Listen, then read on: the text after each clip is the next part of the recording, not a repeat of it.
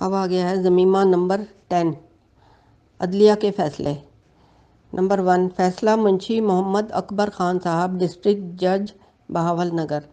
عنوان ہے قادیانی مرتد ہیں یعنی دائرہ اسلام سے خارج ہیں۔ 24 جولائی 1926 کو موضع مہاند، تحصیل احمد پور شرقیہ، ریاست بہاولپور کے ایک باشندے مولوی الہی بخش نے اپنی لڑکی غلام عائشہ کی طرف سے احمد پور شرقیہ کی ماتحت عدالت میں عبدالرزاق قادیانی کے خلاف ایک دعویٰ دائر کیا۔ مدعیہ کا موقف تھا کہ عبدالرزاق، جس کے ساتھ اس کا نکاح بلوغت سے پہلے کر دیا گیا تھا، قانوناً اب اس کا خاوند نہیں رہا، کیونکہ قادیانی مذہب اختیار کرنے کے نتیجے میں وہ مرتد ہو گیا ہے اور قانون شریعت کے مطابق ارتداد کی بنیاد پر نکاح منسوخ قرار پاتا ہے۔ مدعا علیہ کا جواب یہ تھا کہ قادیانی مسلمانوں ہی کا ایک فرقہ ہیں اور انہیں ان کے عقائد کی بنیاد پر کافر یا مرتد قرار نہیں دیا جا سکتا، اس لیے تنسیخ نکاح کا دعویٰ بے بنیاد ہے۔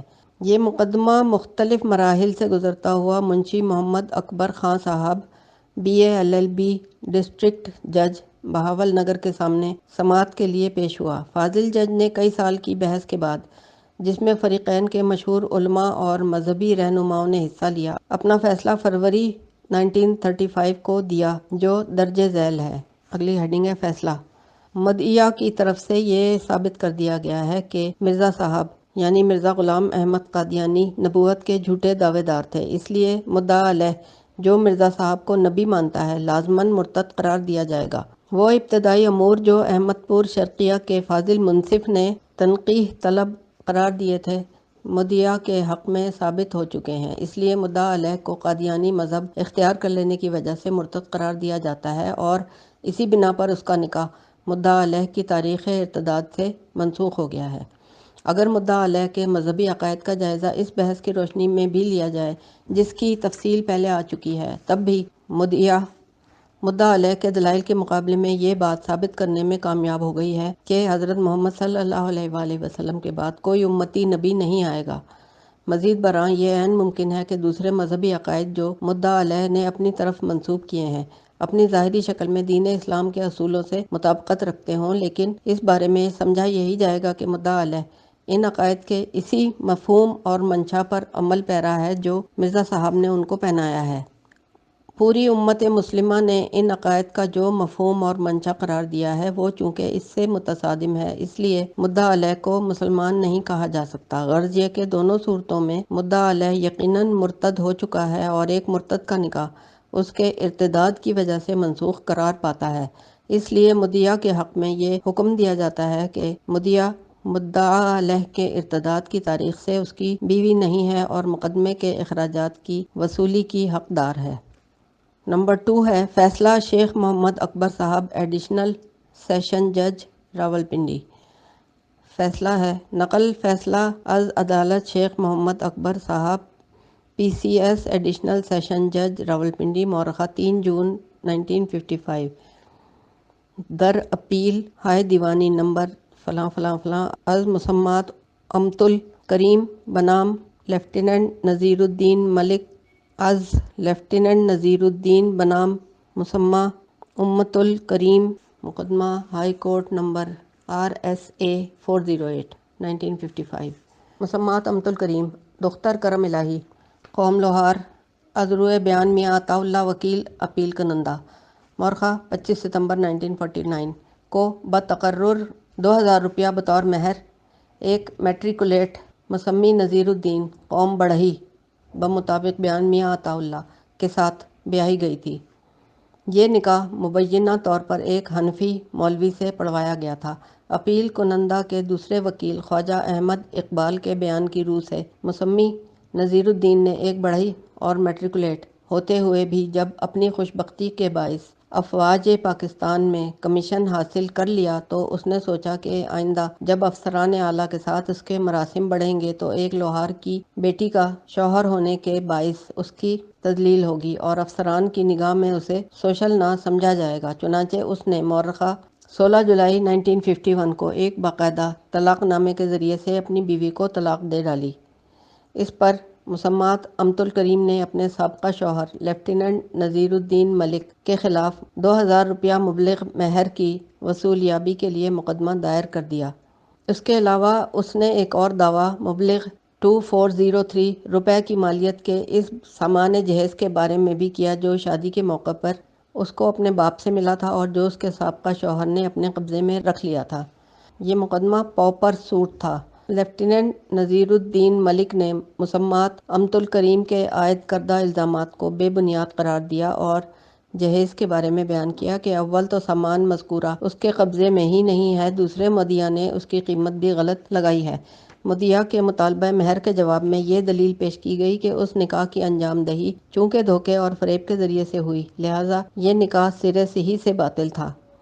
اس امر کا سبب یہ بیان کیا گیا کہ شادی کے موقع پر مدعیہ کو مسلک حنفی کا پیرو ظاہر کیا گیا تھا، حالانکہ دراصل وہ مرزا غلام احمد صاحب قادیانی کی پیرو تھی، اور یہ کہ اگر شادی کے طے پانے میں دھوکے اور فریب دہندگی کا ثبوت نہ بھی ملے تب بھی یہ شادی ایک مسلمان اور غیر مسلم کے درمیان ہونے کے باعث باطل تھی۔ اس طرح عذر یہ پیش کیا گیا کہ ان واقعات کی بنا پر مدعیہ حق مہر کے حصول کا دعویٰ نہیں کر سکتی۔ اس مقدمے میں یہ ایک متفق علیہ امر تھا کہ فریقین کی شادی واقعی عمل میں آئی اور دونوں کے ملاپ کا ثمرہ 5 سال کے لگ بھگ عمر کی ایک بچی کی صورت میں ظاہر ہے۔ مسمات امت الکریم نے مدعا علیہ کی طرف سے عائد کردہ الزام فریب دہندگی کی تردید کی اور عدالت سماعت میں اس نے اپنے حنفی العقیدہ ہونے کا اظہار کیا۔ اس کے والد کرم الہی نے بھی عدالت سماعت میں اپنے حنفی مسلمان ہونے کا اظہار کیا، تاہم ساتھ ہی یہ بات بھی کہی گئی کہ ایک مسلمان مرد اور احمدی عورت کا نکاح بالکل ہی باطل نہیں ہوتا، البتہ زیادہ سے زیادہ اس کو ناجائز کہا جا سکتا ہے، اور یہ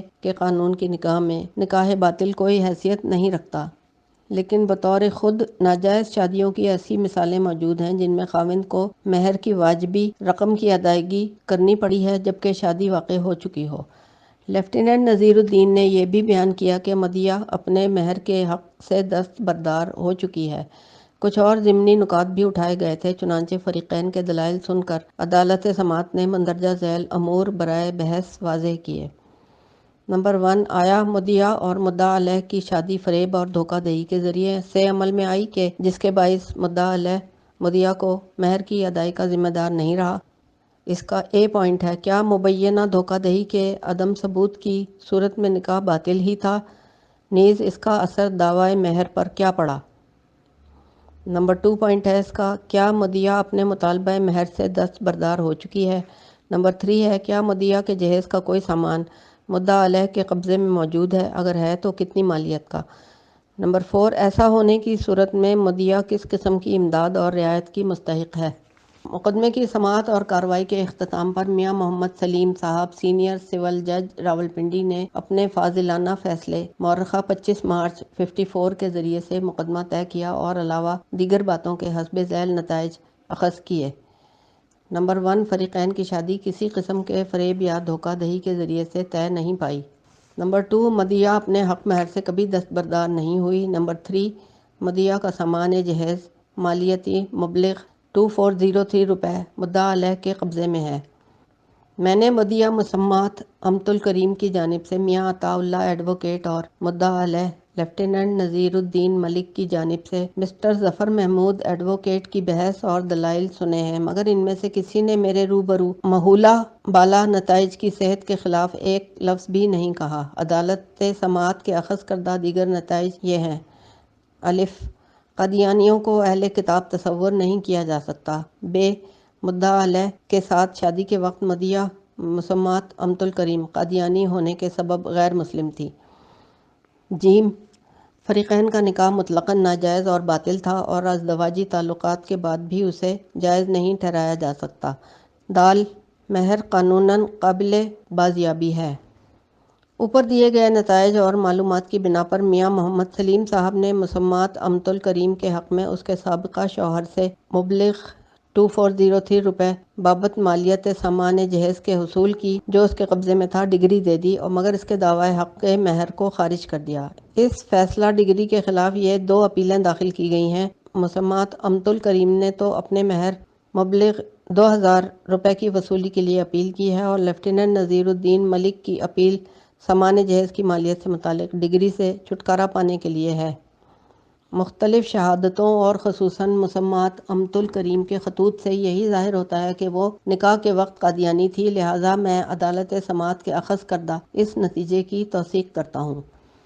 اپنی بحث کے آغاز میں اپیل کنندہ کے فاضل وکیل میاں عطا اللہ نے اور باتوں کے علاوہ درج ذیل امور پیش کیے ہیں۔ نمبر 1، مسلمانوں کا اس امر پر کوئی اجماع نہیں ہے کہ پیغمبر اسلام محمد صلی اللہ علیہ وآلہ وسلم اللہ کے آخری نبی تھے اور آپ کے بعد کوئی نبی مبعوث نہیں ہوگا۔ نمبر 2، مسلمانوں کا اس بات پر بھی اجماع نہیں ہے کہ جو شخص حضرت محمد کی ختم نبوت پر ایمان نہ رکھے وہ مسلمان نہیں۔ نمبر 3، اور نہ ہی ان کا اس بات پر اجماع ہے کہ قادیانی احمدی غیر مسلم ہیں۔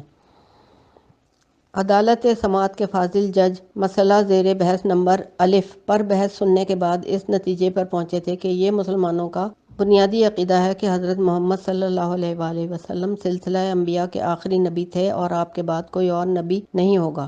ان کے اس عقیدے کی خاص بنیاد خاتم النبیین کے وہ الفاظ ہیں جنہیں قرآن حکیم نے ہمارے نبی اکرم کی ذات اقدس کے لیے استعمال کیا ہے، لیکن قادیانی حضرات ان الفاظ کو خاتم النبیین پڑھ کر ان کے معنی نبیوں کے مہر کنندہ کے کرتے ہیں۔ ان کے ہاں ان الفاظ کی یہ تعبیر اپنے اندر نبیوں کے ایک ایسے سلسلے کے جاری رہنے کی گنجائش رکھتی ہے جو آپ کے بعد آپ کی مہر لگ کر آتے رہیں گے۔ ان کے عقیدے کے مطابق مرزا غلام احمد صاحب بھی اسی نوع کے انبیاء میں سے تھے اور وہ قرآن حکیم سے علیحدہ کوئی کتاب لے کر مبعوث نہیں ہوئے، بلکہ ان کے ذمہ یہ فرض تھا کہ اللہ تعالیٰ کی طرف سے ملنے والے مزید الہامات کی روشنی میں اس کتاب کی تشریح و توضیح کریں۔ قادیانی اس طرح کے نبی کو ذلی یا غیر تشریعی نبی کہتے ہیں، جو کہ تشریعی نبی یعنی نئی شریعت کے حامل نبی سے مختلف ہوتا ہے۔ اس موقع پر عدالت نے یہ ضروری خیال کیا کہ خود مرزا صاحب ہی کے مصنفہ ایک کتابچے کے حوالے دے کر یہ دکھایا جائے کہ مرزا صاحب کا دعویٰ اصل میں کیا تھا۔ اقتباس ہے، کوٹ ہے، پہلے میرا عقیدہ بھی یہی تھا کہ مجھے عیسیٰ ابن مریم سے کوئی نسبت نہیں ہو سکتی۔ آپ رسول تھے اور آپ مقربین خداوندی میں سے ہیں، اور جب کبھی میری فوقیت جتانے کی خاطر مجھ پر کوئی نشانی ظاہر کی گئی تو میں نے اسے محض جزوی فوقیت ہی پر محمول کیا، مگر جس وقت میرے اوپر وحی الہی بارش کی طرح آنا شروع ہوئی تو میں اپنے سابقہ عقیدے پر قائم نہ رہ سکا۔ آخرکار مجھے صاف طور پر اعزاز نبوت بخش دیا گیا۔ اس باب میں مرزا صاحب کے متبعین کے نظریے کو واضح کرنے کے لیے دوسرے قادیانی خلیفہ مرزا بشیر الدین محمود کے مندرجہ ذیل اقتباس کو پیش کرنا ضروری سمجھا گیا۔ کوٹ ہے، ہمارا یہ فرض ہے کہ ہم غیر احمدیوں کو مسلمان نہ سمجھیں اور نہ ہی ان کی اقتداء میں نمازیں پڑھیں، کیونکہ ہمارے نزدیک وہ اللہ کے ایک نبی کے منکر ہیں۔ انوار خلافت سے کوٹ ہے یہ۔ عدالت سماعت مزید اس نتیجے پر پہنچی کہ نبوت کے بارے میں قادیانی نظریہ دوسرے مسلمانوں کے عقیدے کے سراسر خلاف ہے۔ مدعا کے فاضل وکیل نے عدالت سماعت کے سامنے مقدمہ نمبر AIR 1923 مدراس کی نظیر بھی پیش کی ہے، جس میں قادیانیوں کو مسلمانوں ہی کا ایک فرقہ قرار دیا گیا ہے، لیکن اس نظریے کی بنا یہ تھی کہ مرزا غلام احمد کے اعلان نبوت کو اتنا قلیل عرصہ گزرا تھا کہ یہ کہنا ممکن نہیں تھا کہ مسلمانوں کی رائے عام قادیانیوں کو مسلمان کہنے کے خلاف ہے۔ عدالت سماعت اس بات پر بحث سے اس ہی نتیجے پر پہنچی تھی کہ یہ بات بلا خوف تردید کہی جا سکتی ہے کہ احمدیوں کے علاوہ مسلمانوں کے ہر طبقہ خیال کے علماء نے کسی نہ کسی موقع پر قادیانیوں کو غیر مسلم ہی قرار دیا ہے، نہ کہ مسلمانوں میں ہی کا ایک فرقہ۔ عدالت کے خیال میں یہ حقیقت تنسیخ نکاح مرزائیاں نامی اس پیمفلٹ سے اچھی طرح واضح ہو جاتی ہے، جو 1925 میں اہل حدیث امرتسر کے دفتر سے شائع ہوا تھا اور جو اسلام کے مختلف فرقوں کے جید علماء کے فتووں پر مشتمل تھا۔ اس مسئلے کی اس سے بھی زیادہ وضاحت 1935 کے مشہور مقدمے مسمات عائشہ بنام عبدالرزاق میں فاضل ڈسٹرکٹ جج بہاولپور کے فیصلے سے ہو جاتی ہے۔ یہ فیصلہ کتابی شکل میں بھی شائع ہوا تھا۔ اس میں قادیانیوں اور مسلمانوں کے متعدد اختلافات پر فریقین کی جانب سے پیش کردہ مذہبی رہنماؤں کے بے شمار دلائل اور فتووں کی روشنی میں سیر حاصل بحث کی گئی تھی۔ اسی ضمن میں عدالت سماعت نے اس حقیقت کا عدالتی نوٹس لینا ضروری سمجھا کہ قادیانیوں کے خلاف حالیہ ملک گیر ایجیٹیشن کے دوران احمدیوں کے سوا مسلمانوں کے ہر مکتب فکر کے علماء کی ایک کانفرنس منعقد ہوئی، جس میں انہوں نے متفقہ طور پر اعلان کیا کہ عرف عام ان دی ایکسیپٹڈ سینس میں قادیانی مسلمان نہیں ہے، کیونکہ وہ ایک بالکل ہی جداگانہ دین کے پیرو ہیں، لہٰذا اس موقع پر یہ بات بلا تعمل کہی جا سکتی ہے کہ مسلمانوں کے کامل اتفاق رائے کی روح سے قادیانی غیر مسلم ہیں۔ ایک اور بحث جو مدعا کے فاضل وکیل نے چھیڑی وہ یہ تھی کہ احمدی کم از کم قرآن مجید پر تو ایمان رکھتے ہی ہیں، لہٰذا انہیں اہل کتاب یا متبعین قرآن پاک کے زمرے میں شامل کیا جا سکتا ہے، اور شریعت اسلامیہ میں مسلمان اور اہل کتاب کی شادی ناجائز نہیں ہے، اور ایسی شادی کو ازدواجی تعلقات ہو جانے کی صورت میں قانوناً تسلیم کیا جاتا ہے اور شوہر پر مہر کی ادائیگی واجب ہو جاتی ہے۔ یہاں عدالت سماعت نے یہ بات مزید اختیار کی کہ مدعا علیہ کے فاضل وکیل نے شریعت اسلامیہ کے متذکرہ بالا اصول سے تو کوئی اختلاف نہیں کیا، لیکن ان کے نزدیک قادیانیوں کو اہل کتاب بھی شمار نہیں کیا جا سکتا۔ فریقین کے وکیل اس بات پر متفق تھے کہ اہل کتاب کی کوئی معین تعریف ڈیفینیشن کہیں نہیں ملتی۔ اس اصطلاح کے لفظی معانی کسی الہامی کتاب کو ماننے والے کے ہیں۔ مدعا کی جانب سے اس بات پر پورا زور بحث صرف کیا گیا کہ قادیانیوں کا چونکہ قرآن مجید پر ایمان ہے لہٰذا وہ اہل کتاب ہیں، مگر ایسا کہنے سے قادیانیوں کو غیر مسلم قرار دینے کے نظریے کی بنیاد ہی منہدم ہو جاتی ہے۔ کیونکہ اگر ایک مرتبہ یہ تسلیم کر لیا جائے کہ قادیانی قرآن مجید پر ایمان رکھتے ہیں تو پھر انہیں غیر مسلم قرار دینے کی کوئی معقول وجہ جواز باقی نہیں رہتی۔ مجھے یہ دلیل پسند نہ آئی۔ عدالت سماعت نے مزید کہا کہ درحقیقت واقعہ یہ ہے کہ قرآن پر قادیانیوں کا ایمان مسلمانوں کی متفقہ تعویل و تشریح کے مطابق نہیں ہے، بلکہ اس کے برعکس وہ اپنی مطلب برآری کے لیے قرآنی آیات کے مطالب کو توڑ مروڑ کر پیش کرتے ہیں۔ اس وجہ سے انہیں دائرہ اسلام سے خارج سمجھا جاتا ہے۔ نیز قادیانی قرآن مجید پر اس طرح ایمان نہیں رکھتے ہیں جیسا کہ 1300 سال سے اس پر ایمان رہا ہے، اور وہ اس پر اس طرح سے ایمان نہیں رکھتے جیسا کہ نبی اکرم نے پیش کیا، بلکہ مرزا غلام احمد کے پیش کردہ مطالب قرآن پر ایمان رکھتے ہیں۔ یہ بات بلا شبہ درست ہے کہ عیسائیوں نے بھی اپنی الہامی کتاب یعنی انجیل میں تحریفیں کی ہیں، لیکن اس کے باوجود ان کو اہل کتاب ہی سمجھا گیا ہے۔ لیکن اس کا سبب یہ ہے کہ مسلمان حضرت عیسیٰ علیہ السلام کو اللہ کا نبی مانتے ہیں، لہٰذا اس حقیقت کے باوجود کہ مسلمانوں کی نگاہ میں عیسائیوں نے کتاب الہی میں تحریفات کیں، انہیں اہل کتاب ہی سمجھا گیا۔ عدالت سماعت کی نگاہ میں قادیانیوں کا معاملہ اس سے قطعاً مختلف ہے، کیونکہ مسلمان مرزا غلام احمد صاحب کو ہرگز خدا کا نبی تسلیم نہیں کرتے بلکہ نبوت کا جھوٹا مدعی سمجھتے ہیں۔ ایسے جھوٹے مدعی نبوت کے پیرووں کو کسی تخیلی کاوش سے اہل کتاب قرار نہیں دیا جا سکتا، خصوصاً ایسی حالت میں جبکہ وہ قرآن پر انہی معنوں میں ایمان نہیں رکھتے جیسا کہ مسلمانوں کا سواد اعظم رکھتا ہے۔ جیسا کہ خود قرآن مجید کے پہلے پارے میں ارشاد ہے کہ اس کتاب سے صرف وہی لوگ ہدایت پا سکتے ہیں جو اس چیز پر ایمان رکھتے ہوں جو نبی اکرم پر نازل ہوئی اور اس چیز پر جسے آپ سے پہلے کے انبیاء پر نازل کیا گیا۔ والذین یؤمنون بما انزل الیک وما انزل من قبلک۔ عدالت سماعت کی رائے میں ان الفاظ کی روح سے یہ کتاب یعنی قرآن ان لوگوں کے لیے ہدایت کا کوئی سامان نہیں رکھتی جو حضور کی وفات کے بعد بھی کسی وحی کے آنے پر اعتقاد رکھتے ہوں۔ اس کتاب پر قادیانیوں کا ایمان چونکہ مرزا غلام احمد صاحب کے الہامات کے مطابق ہے، لہٰذا عدالت کی نگاہ میں مدعا کے فاضل وکیل کے دلائل میں کوئی وزن نہیں اور قادیانی اہل کتاب بھی نہیں سمجھے جا سکتے۔ مدعا علیہ کے ساتھ شادی کے وقت غیر مسلم تھی، اس لیے فریقین کی شادی قطعاً باطل تھی اور ازدواجی تعلقات کا ہونا بھی اس کو جواز نہیں بخش سکتا، لہٰذا مہر قانونی لحاظ سے ناقابل بازیابی ہے۔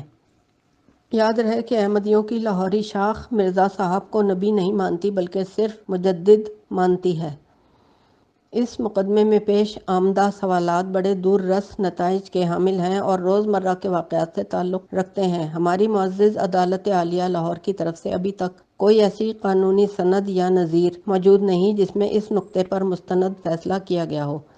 مدعا کے فاضل وکیل میاں عطا اللہ نے فسادات کی جس تحقیقاتی رپورٹ کا حوالہ دیا ہے اور جس پر انحصار کیا ہے، اس سے ظاہر ہوتا ہے کہ مرزا غلام احمد ضلع گرداسپور کے قادیان نامی ایک گاؤں کے رہنے والے تھے۔ انہوں نے فارسی اور عربی کی تعلیم گھر پر ہی حاصل کی اور ان کے مغربی تعلیم حاصل کرنے کا کوئی ثبوت نہیں ملتا۔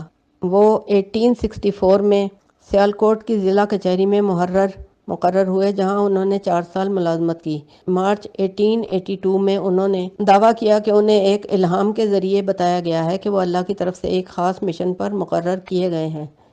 بالفاظ دیگر وہ مامور من اللہ ہیں۔ 1888 میں ایک اور الہام کے تحت اپنے وابستگان سے بیعت کا مطالبہ کیا، اور 1890 میں پھر ایک الہام ہوا جس میں بتایا گیا کہ مسیح ناصری یعنی عیسیٰ ابن مریم علیہ السلام نے نہ تو صلیب پر وفات پائی اور نہ ہی انہیں آسمان پر اٹھا لیا گیا تھا، بلکہ ان کو ان کے حواریوں نے زخمی حالت میں صلیب پر سے اتار لیا تھا اور پھر ان کے زخم اچھے ہو گئے۔ اس کے بعد آپ چھپ کر کشمیر چلے گئے جہاں آپ طبعی موت مرے، اور یہ عقیدہ کہ وہ قیامت کے قریب اپنی اصل جسمانی حالت میں دوبارہ نزول فرمائیں گے غلط ہے۔ آپ کے ظہور ثانی کے وعدے کا مطلب محض یہ ہے کہ ایک شخص عیسیٰ ابن مریم کی صفات کا حامل ہوگا، پیغمبر اسلام ہی کی امت میں سے ظاہر ہوگا۔ سو اب اس وعدے کی تکمیل خود مرزا صاحب کی بعثت کی صورت میں داخل ہو چکی ہے، جو مثل عیسیٰ ہونے کے سبب مسیح موعود ہیں۔ اس عقیدے کی تشہیر سے مسلمان بھڑک اٹھے، کیونکہ یہ ان کے اس مسلمہ عقیدے کہ عیسیٰ ابن مریم اپنی اصل جسمانی حالت میں آسمان سے دوبارہ ظہور فرمائیں گے کے خلاف تھا۔ چنانچہ مسلمان علماء میں اس نظریے کے خلاف شدید مخالفت پیدا ہو گئی۔ پھر اس کے بعد مرزا صاحب نے مہدی موعود ہونے کا دعویٰ بھی کر دیا۔ وہ مہدی نہیں جو جنگ و قتال کرے گا، بلکہ ایک ایسا مہدی جو اپنے دلائل سے مخالفین کو ختم کر دے گا۔ 1900 میں مرزا صاحب نے ایک مزید عقیدہ لوگوں کے سامنے یہ پیش کیا کہ اب جہاد بالسیف باقی نہیں، بلکہ اب جہاد صرف مخالفین کو دلائل سے قائل کرنے کی کوششوں تک محدود ہوگا۔ 1901 میں مرزا صاحب نے ذلی نبوت کا دعویٰ کیا اور ایک غلطی کا ازالہ نامی اشتہار کے ذریعے عقیدہ ختم نبوت کی تشریح یوں کی کہ پیغمبر اسلام کے بعد کوئی نبی ایسا نہیں ہوگا جو نئی شریعت لے کر آئے، لہٰذا کسی غیر تشریعی نبی کی آمد ختم رسالت کے عقیدے کے منافی نہیں ہے۔ نومبر 1904 میں سیالکوٹ کے ایک عام جلسے میں مرزا صاحب نے مسیح کرسچن ہونے کا دعویٰ بھی کیا۔ جماعت احمدیہ کی تاسیس 1901 میں عمل میں آئی، اور اس وقت مرزا صاحب ہی کی درخواست پر مردم شماری کے کاغذات میں اس جماعت کو مسلمانوں کے ایک علیحدہ فرقے کی حیثیت سے ظاہر کیا گیا۔ مرزا غلام احمد صاحب کے متبعین کے مندرجہ بالا چند مخصوص عقائد اور نظریات نے مسلمانوں اور قادیانیوں کے درمیان شدید مذہبی اختلافات کھڑے کر دیے۔ تحقیقاتی عدالت کے معزز ججوں نے اپنی رپورٹ میں مزید یہ کہا ہے کہ احمدیہ فرقہ کے بانی مرزا غلام احمد کے دعوی نبوت نے امت مسلمہ میں ایک ہیجان برپا کر دیا ہے، اور مسلمانوں کی رائے میں ان کے اس عقیدے نے انہیں دائرہ اسلام سے قطعی خارج کر دیا۔ ایک عام طور پر تسلیم شدہ حدیث کے مطابق اللہ تعالیٰ نے بنی نوع انسان کی ہدایت اور رہنمائی کی خاطر جو انبیاء معمور فرمائے ان کی تعداد 1,24,000 ہے، اور مسلمان حضور کو انبیاء کے اس سلسلے کا آخری نبی مانتے ہیں۔ ان انبیاء میں سے بعض کے نام خاص طور پر قرآن حکیم اور انجیل میں بیان کیے گئے ہیں۔ عقیدہ ختم نبوت کے یہ معانی کہ نبوت حضور کی وفات پر ختم ہو گئے اور آپ کے بعد کوئی نبی نہیں ہوگا، قرآن مجید کی مندرجہ ذیل آیات سے اخذ کیے جا سکتے ہیں۔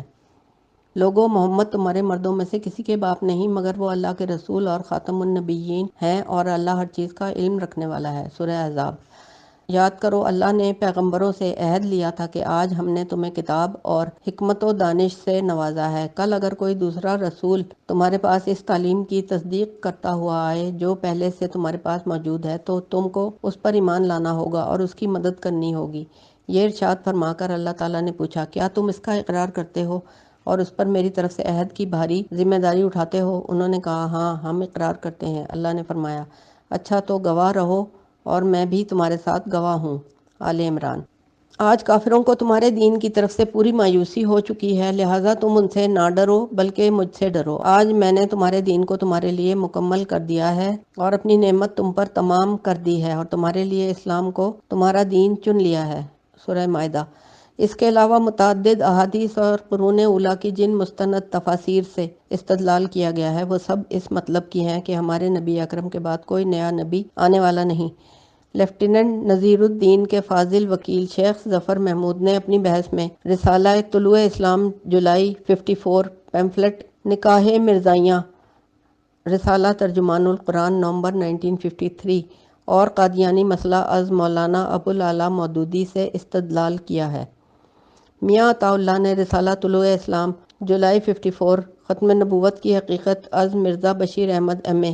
الحق عرف مباحثہ لدھیانہ از بانی فرقہ احمدیہ حقیقت الوحی از بانی سلسلہ احمدیہ فسادات پنجاب 1953 پر تحقیقاتی عدالت کی رپورٹ۔ مولانا مودودی کے قادیانی مسئلے کا قادیانیوں کی طرف سے جواب۔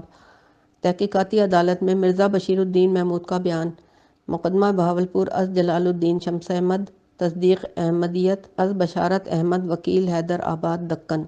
تحقیقاتی عدالت کی رپورٹ پر ایک نظر از جلال الدین شمس، صدر انجمن احمدیہ پاکستان کے مفصل حوالے پیش کیے ہیں۔ انہوں نے میری توجہ خاص طور پر قادیانیوں کے اس نقطہ نظر کی جانب مبذول کرائی ہے جس کا اظہار احمدیہ کمیٹی کے فاضل وکیل مسٹر عبدالرحمان خادم نے تحقیقاتی عدالت کے روبرو کیا تھا۔ وہاں خادم صاحب نے قرآن مجید کی حسب ذیل آیات سے استدلال کیا تھا، جو اللہ اور رسول کی اطاعت کریں گے وہ ان لوگوں کے ساتھ ہوں گے جن پر اللہ نے انعام فرمایا ہے، یعنی انبیاء جو تعلیم دیتے ہیں، اور صدیقین جو صداقت کے شہدائی ہیں، اور شہداء جو گواہی دیتے ہیں، اور صالحین جو نیک کام کرتے ہیں۔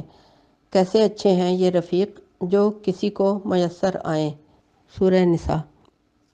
اگلا ترجمہ ہے، اور جو لوگ اللہ پر اور اس کے رسولوں پر ایمان رکھتے ہیں، ایسے ہی لوگ اپنے رب کے نزدیک صدیق اور شہید ہیں، ان کے لیے ان کا اجر اور ان کا نور ہوگا، اور جو لوگ کافر ہوئے اور ہماری آیتوں کو جھٹلایا، یہی لوگ دوزخی ہیں۔ سورۃ الحدید۔ اگلا ترجمہ، اے بنی آدم، یاد رکھو اگر تمہارے پاس خود تم ہی میں سے ایسے رسول آئیں جو تمہیں میری آیات سنائیں، تو جو کوئی نافرمانی سے بچے گا اور اپنی اصلاح کر لے گا اس کے لیے کسی خوف اور رنج کا موقع نہیں ہے۔ سورہ احزاب۔ اگلا ترجمہ، اے نبیو، تمام پاکیزہ اور اچھی چیزوں سے مستفید ہو، نیک کام کرو کیونکہ جو کچھ تم کرتے ہو میں اس سے پوری طرح باخبر ہوں۔ سورۃ المومنون۔ بحث اور دلائل کے عمل سے مندرجہ بالا آیات سے یہ ثابت کرنے کی صحیح کی گئی ہے کہ مستقبل میں یعنی آن حضور کے بعد بھی ایسی ہستیاں پیدا ہوتی رہیں گی جن پر نبی اور رسول کے الفاظ کا اطلاق ہو سکے گا، اور ان دلائل کو مضبوط بنانے کی خاطر کچھ احادیث، کچھ تفاسیر اور کچھ قابل احترام روحانی مرتبہ کے بزرگوں کے اقوال سے بھی استدلال کیا گیا ہے۔ اگرچہ اس بات کو تو نہیں جھٹلایا گیا کہ مرزا غلام احمد نے اپنے لیے نبی کا لفظ استعمال کیا تھا، تاہم یہ بحث کی گئی ہے کہ انہوں نے اس لفظ کو ایک مخصوص مفہوم میں استعمال کیا تھا، نہ کہ اس کے اصطلاحی مفہوم میں، اور وہ کوئی ایسے شخص نہیں تھے جو اللہ تعالیٰ کی طرف سے کوئی تازہ پیغام لے کر آئے ہوں جو پہلے سے نازل شدہ کسی حکم کی ترمیم و تنسیخ کرتا ہو۔ نیز ان کا دعویٰ ذلی اور بروزی نبوت کا تھا، نہ کہ تشریعی نبوت کا۔ فریق مخالف نے اس بات پر زور دیا کہ بروزی اور ذلی، جن کا ترجمہ جسمانی ظہور کیا جا سکتا ہے، اسلامی عقائد کے لیے اجنبی ہیں، اور ہر وہ شخص جو ایک ایسی چیز کے حامل ہونے کا دعویٰ کرے جس کو وحی یا نبوت سے تعبیر کیا جا سکے، بہرحال ایک نئی امت کی تشکیل کرتا ہے اور آپ دائرہ اسلام سے خارج ہو جاتا ہے۔ چنانچہ مرزا غلام احمد، ان کے فرقے کے موجودہ سربراہ اور اس فرقے کے نمائندہ مصنفین کی متعدد تحریروں کی مدد سے یہ بات ثابت کرنے کی کوشش کی گئی ہے کہ مرزا صاحب نے ایسے الہامات یا وحی پانے کا دعویٰ کیا تھا جو اللہ تعالیٰ کی طرف سے حضرات انبیاء کرام علیہ السلام کے لیے خاص ہے۔ لہٰذا اب ساری بحث سمٹ کر اس سوال پر آ جاتی ہے کہ آیا مرزا صاحب نے کبھی ایسی وحی کی یا بندگی کا دعویٰ کیا جسے وحی یا نبوت سے موسوم کیا جا سکے؟ ماضی میں جب بھی کوئی نبی آیا اس نے لوگوں پر کہ جن کے درمیان اس کی بعثت ہوئی ایک ذمہ داری عائد کی، جس طرح ہمارے نبی اکرم نے ساری انسانیت پر آپ کے دعوے کو پرکھنے اور اس پر ایمان لانے کی ذمہ داری ڈالی، اور اپنی نبوت کا انکار کرنے پر انہیں آخرت کے مواخذے کا مستحق ٹھہرایا۔ لہٰذا وہ لوگ اپنے آپ کو مجبور پاتے ہیں کہ یا تو اس کے دعوی نبوت کو تسلیم کریں یا پھر کھلے بندوں اسے رد کر دیں۔ ایسے کسی دعوے کو قبول کرنے والوں پر مشتمل ایک نئی مذہبی برادری معرض وجود میں آ جاتی تھی جسے پچھلے عقیدے کے حامل لوگ اپنے سے خارج سمجھتے تھے، اور نئی جماعت ان لوگوں کو اپنی برادری سے باہر تصور کرنے لگتی تھی جو اس کے نبی پر ایمان نہیں لاتے تھے۔ مرزا صاحب نے بھی لوگوں کی طرف اسی ہدایت کے ساتھ اپنا ہاتھ بڑھایا کہ وہ اسے قبول کریں، مگر مسلمانوں نے مرزا غلام احمد کے دعوی نبوت کو مسیلمہ کذاب کی مانند سمجھا۔ اپنی اولین تحریروں میں مرزا صاحب نے صاف الفاظ میں یہ تسلیم کیا تھا کہ مسلمان ہونے کے لیے اسلام کے بنیادی عقائد پر ایمان لانا ضروری ہے۔ اپنی کتاب ایام صلح میں احمدیہ فرقے کے بانی نے خود یہ تحریر کیا کہ اہل سنت کے بنیادی عقائد جن پر عام مسلمانوں کا اجماع ہے، اسلام ہے جس پر ایمان لانے کے مسلمان پابند ہیں۔ ایک دوسری کتاب انجام آتم میں انہوں نے لکھا کہ جو شخص شریعت سے سرے منہ بھی تجاوز کرے اور ان اصولوں کو اپنانے سے انکار کرے جن پر امت کا اجماع ہے تو وہ اللہ اور اس کے فرشتوں اور تمام انسانوں کی لعنت کا مستحق ہے، اور ان کا اسی بات پر پختہ عقیدہ تھا۔ پھر کتاب ازالۂ اوہام کے صفحہ 230 پر لکھتے ہیں کہ تواتر کبھی غلط نہیں ہو سکتا، یعنی جو لوگوں کا مسلسل عقیدہ رہا ہو۔ اس کے تھوڑے عرصے بعد ہی مرزا صاحب نے خود اپنی ہی نبوت کا دعویٰ کھڑا کر دیا۔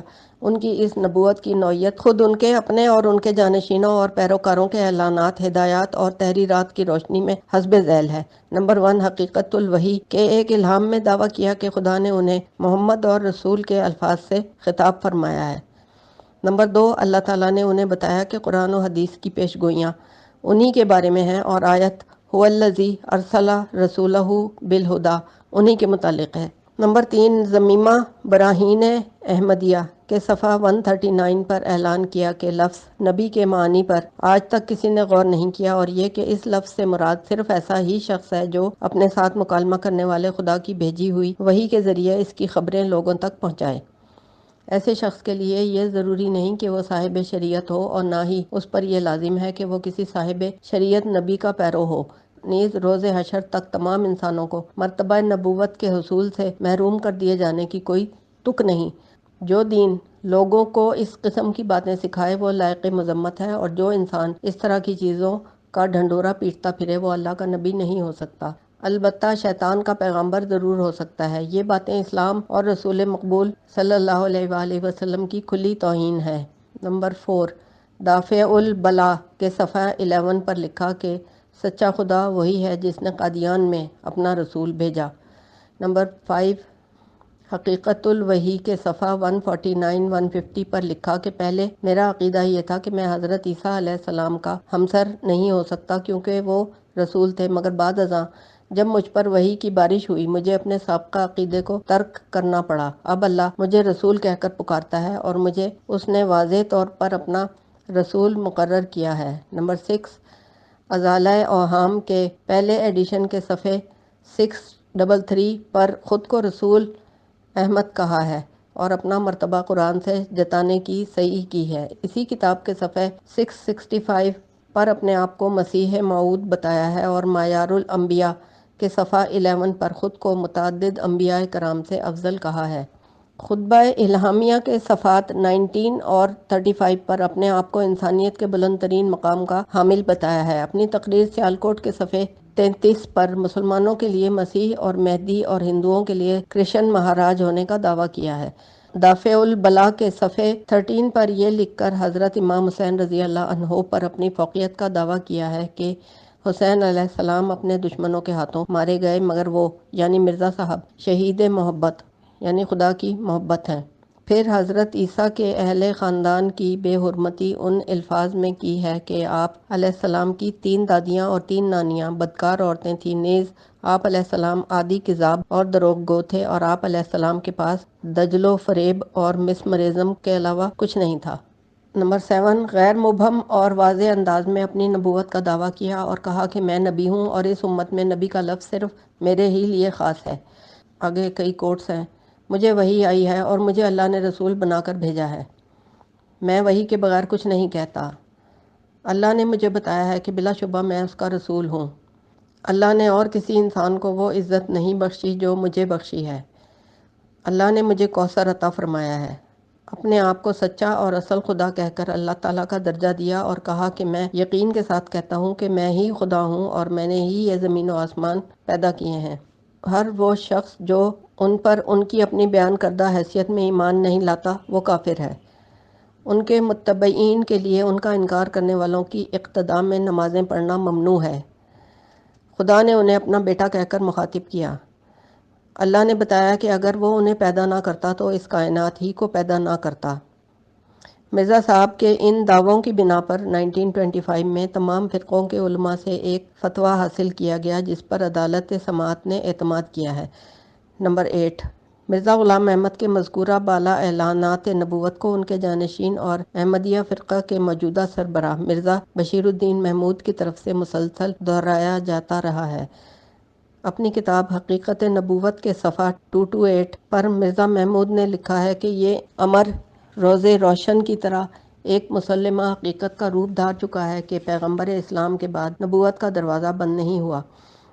انوار خلافت میں انہوں نے کہا ہے کہ مسلمانوں نے غلط طور پر یہ سمجھ رکھا ہے کہ خدا کے خزانے خالی ہو چکے ہیں، انہیں اللہ کی قدرت کا اندازہ ہی نہیں، ورنہ ایک تو کیا، میں یقین سے کہتا ہوں کہ ہزاروں انبیاء اور آئیں گے۔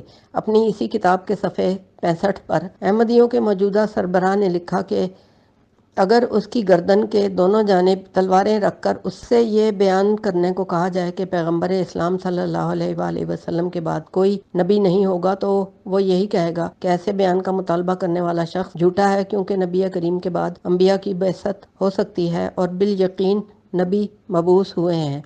اس طرح مرزا غلام احمد صاحب نے نت نئے نبیوں کے ظہور کا دروازہ کھولا اور قادیانی جماعت نے مرزا غلام احمد کو سچا نبی مانا۔ اس مسئلے پر حسب ذیل مثالیں پیش کی ہیں۔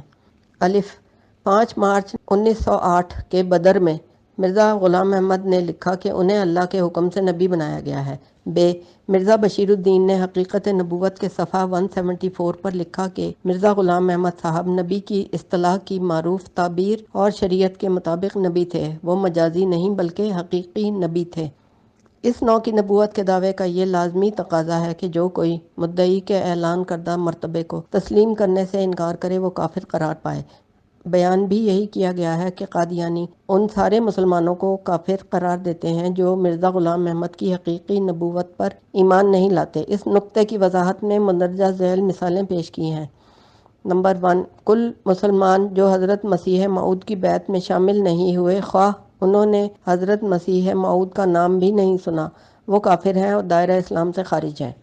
نمبر 2، ہر وہ شخص جو موسیٰ پر تو ایمان رکھتا ہے مگر عیسیٰ پر ایمان نہیں لاتا، یا عیسیٰ پر تو ایمان رکھتا ہے مگر محمد صلی اللہ علیہ وآلہ وسلم پر ایمان نہیں لاتا، یا پیغمبر اسلام پر تو ایمان رکھتا ہے لیکن مرزا غلام احمد صاحب پر ایمان نہیں لاتا، وہ کافر ہے اور دائرہ اسلام سے خارج ہے۔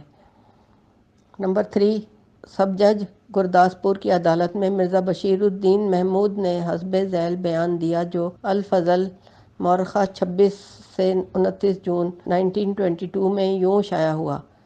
کوٹ ہے یہ: ہم مرزا صاحب پر ایمان رکھتے ہیں جبکہ غیر احمدی ان پر ایمان نہیں رکھتے، اور قرآن کی تعلیمات کی روح سے کسی نبی کا انکار کفر ہے، لہٰذا تمام غیر احمدی کافر ہیں۔ نمبر 9، مرزا صاحب نے درج ذیل اشعار کہے ہیں، اب یہ فارسی میں ہے: منم مسیح زماں و منم کلیم خدا، منم محمد و احمد کے مجتبیٰ باشد۔ ایک اور شعر ہے: میں کبھی موسیٰ کبھی عیسیٰ کبھی یعقوب ہوں، نیز ابراہیم ہوں، نسلیں ہیں میری بے شمار۔ یہ ہے وہ مرتبہ و منصب جس کے مرزا صاحب دعوے دار ہیں اور اس مرتبے کا انکار کرنے والوں کو کافر قرار دیتے ہیں۔ انہوں نے مسلمانوں کے اس عقیدے کو اپنی نبوت کی تائید کا ذریعہ بنانے کی سوچی کہ حضرت عیسیٰ کی صلیب پر وفات نہیں ہوئی بلکہ وہ چوتھے آسمان پر زندہ ہیں، جہاں سے یوم حشر سے قبل آپ کا زمین پر نزول ثانی ہوگا، اور یہ نزول قرب قیامت کی علامات میں سے ہے۔ چنانچہ انہوں نے مسیح علیہ السلام کا مرتبہ اپنے لیے مختص کیا اور مسیح موعود کا لقب اختیار کیا۔ یہ ان کے سلسلہ الہامات کے دوسرے مرحلے کا ذکر ہے۔ مسلمانوں کا ایک اور عقیدہ یہ بھی ہے کہ قیامت سے قبل حضرت امام مہدی تشریف لائیں گے، چنانچہ مرزا صاحب نے اپنے لیے مہدی موعود کے منصب کا بھی دعویٰ کیا۔ وہ یہ حقیقت جانتے تھے کہ گزشتہ 14 صدیوں میں مسیلمہ کذاب اور اس قماش کے جس کسی فرد نے بھی نبوت کا دعویٰ کیا ہے اسے مسلمانوں نے برداشت نہیں کیا، اس لیے انہوں نے مہربان حکومت انگلیشیا کی محافظت کا سہارا تلاش کیا۔ تحقیقاتی عدالت کے فاضل ججوں نے اس نقطے پر حسب ذیل تبصرہ کیا ہے۔ کوٹ ہے: اس قسم کے تفرقات انگریزوں کے لیے مفید طلب تھے، وہ چاہتے تھے کہ ان کے محکومین ایسے جھگڑوں میں اس حد تک الجھے رہیں جہاں تک ملکی امن و امان کو کسی خطرے کا اندیشہ نہ ہو۔ اگر لوگ ایک دوسرے کو جنت اور جہنم میں بھیجنے کے بارے میں باہم اس طرح دست و گریباں رہیں کہ نہ تو ان میں کوئی سر پھٹول ہو اور نہ ہی وہ دنیاوی مفادات کا کوئی مطالبہ کریں، تو انگریز اس قسم کے تنازعات کا پورے سکون و استقلال بلکہ تسکین خاطر کے ساتھ تماشا دیکھتے رہتے تھے، مگر جو ہی انہیں کوئی فریق آمادہ پیکار دکھائی دیتا تو وہ سخت گیر اور غیر مصالحت پسندانہ پالیسی اختیار کر لیتے۔ مرزا صاحب برطانوی راج کی اس حرکت کی پوری قدر جانتے تھے جو ایسے بحث مباحثوں کی نہ صرف اجازت دیتا تھا بلکہ ان کی حوصلہ افزائی بھی کرتا تھا، اور تحریک احمدیہ کے بانی اور اس تحریک کے رہنماؤں کے خلاف غیر احمدی حضرات کو ایک خاص شکایت ان کا انگریزوں کی انتہائی خوشامد اور کاسہ لیسی کا یہ طرز عمل بھی ہے۔ قادیانی فرقے کے بانی کو ظہور اسلام کے بعد مسیلمہ کذاب اور دیگر مدعیان نبوت کا حشر معلوم تھا، اس لیے یہ فرقہ اپنی نبوت کے قیام اور استحکام کی خاطر تاج برطانیہ کے سایہ محافظت اور سرپرستی کا شدید محتاج تھا۔ اس ضمن میں مرزا غلام احمد کی ان تحریروں کا حوالہ دیا گیا ہے۔ نمبر 1، ملفوظات احمدیہ کی پہلی جلد کے صفحے 146 پر مرزا غلام احمد رقم طراز ہے۔ برطانوی حکومت بے شمار پہلوؤں سے ہماری خیر خواہ ثابت ہوئی ہے۔ اگر ہم اس جگہ کو چھوڑ دیں تو ہمارے لیے نہ مکہ میں جگہ ہے اور نہ ہی قسطنطنیہ میں، پھر بھلا ہم حکومت برطانیہ کے برخلاف اظہار خیال کا کیسے تصور کر سکتے ہیں۔ نمبر 2، کوٹ تبلیغ رسالت جلد 6 صفحہ 96 پر مرزا غلام احمد نے لکھا: میں اپنے کام کو نہ تو مکہ میں رہ کر جاری رکھ سکتا ہوں، نہ مدینہ میں، نہ روم میں، نہ ایران میں اور نہ ہی کابل میں رہ کر۔ میں تو ہندوستان میں انگریزی راج کے دوام کا دعا گو ہوں۔ نمبر 3، اب اسی کتاب کی 10ویں جلد کے صفحے 132 پر مرزا نے کہا کہ اگر قادیانی تاج برطانیہ کے سایہ عاطفت سے نکل جائیں تو انہیں اور کہاں پناہ ملے گی۔ انہی وجوہات کے تحت پاکستان کے بارے میں قادیانیوں کے رویے کا لب لباب تحقیقاتی عدالت کے معزز ججوں نے اپنی رپورٹ کے صفحہ 196 پر اس طرح بیان کیا ہے۔ کوٹ ہے: 1918 کی پہلی جنگ عظیم کے دوران ترکی کی شکست اور بغداد پر برطانوی قبضہ ہو جانے پر قادیان میں جو جشن فتح منایا گیا، اس نے مسلمانوں میں سخت ناراضگی اور برہمی پیدا کر دی اور احمدیت کو انگریزوں کی لونڈی سمجھا جانے لگا۔ جب افق پر ملک کی تقسیم کے ذریعے مسلمانوں کے لیے جداگانہ وطن والے واقعات کے تصور سے تشویش ہونے لگی، ان کی 1945 سے 47 کے اوائل تک بعض تحریروں میں انگریزوں کے جانشین بننے کی توقعات کی جھلک پائی جاتی ہے، مگر جب پاکستان کا دھندلا سا تصور ایک متوقع حقیقت کا روپ دھارنے لگا تو ایک نئی مملکت کے نظریے سے خود کو مستقلاً ہم آہنگ کرنے کے لیے انہیں قدرے مشکلات محسوس ہوئیں۔ اس وقت وہ سخت گم و گو کی کیفیت سے دوچار تھے، کیونکہ اپنے قیام کی خاطر نہ تو ہندوستان ہی کا انتخاب کر سکتے تھے جو ایک ہندو لادینی ریاست بننے کو تھا، اور نہ ہی پاکستان کا کہ اس میں فرقہ بندی کی حوصلہ افزائی کی امید نہ تھی۔ ان کی بعض تحریروں سے یہ بات بھی ظاہر ہوتی ہے کہ وہ تقسیم کے خلاف تھے، اور ان سے یہ بھی ظاہر ہوتا تھا کہ اگر تقسیم معرض عمل میں آ بھی گئی تو وہ بر صغیر کے دوبارہ اتحاد کے لیے جدوجہد کریں گے۔ یہ سب کچھ محض اس امر واقعہ کے سبب سے تھا کہ احمدیت کے گڑھ قادیان کے غیر یقینی مستقبل کا احساس ان کے اندر ابھرنا شروع ہو گیا تھا، جس کے متعلق مرزا صاحب کی متعدد پیش گوئیاں تھیں۔ یہی کچھ اغراض تھیں جن کے تحت مرزا صاحب نے 1300 سال پرانے اسلامی نظریہ جہاد کو منسوخ کرنا چاہا تھا، اور اعلان کیا کہ اب سے جہاد بالسیف نہیں ہو سکتا، بلکہ جہاد اب صرف انہی کوششوں تک محدود ہوگا جو مخالفین کو دلائل سے قائل کرنے کے واسطے کی جائیں۔